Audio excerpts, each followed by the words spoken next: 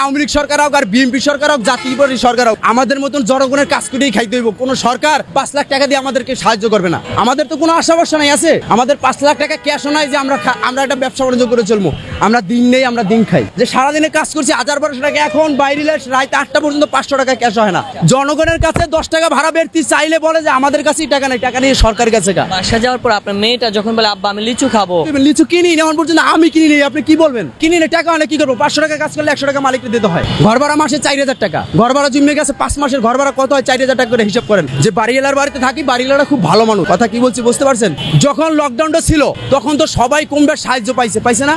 অনেক লোকই আবার পায় নাই। কেন? আপনার 5 কোটি টাকা আছে, আপনার 5টা আত্মীয় আছে, আপনি সে আত্মীয় সাহায্য করছেন। আমাদের মতন গরিব মানুষের কেউ সাহায্য করে নাই। জিজ্ঞেস করে দেখেন 10টা রিক্সা আছে, 5টা জনগণ আছে জায়গায়। এখন বর্তমানে যে পরিস্থিতি, ডাইল্যান্ডে পান্তা ফুরিয়ে যায়। আপনাকে আর কি বলবো? অল ওভার মিলে আপনি কেমন আছেন? এখন বর্তমানে খুব একটা সমস্যার ভিতরে আসছি, যেটা এখন বলা যায় না। আমার নাম মোহাম্মদ মনিরুল ইসলাম।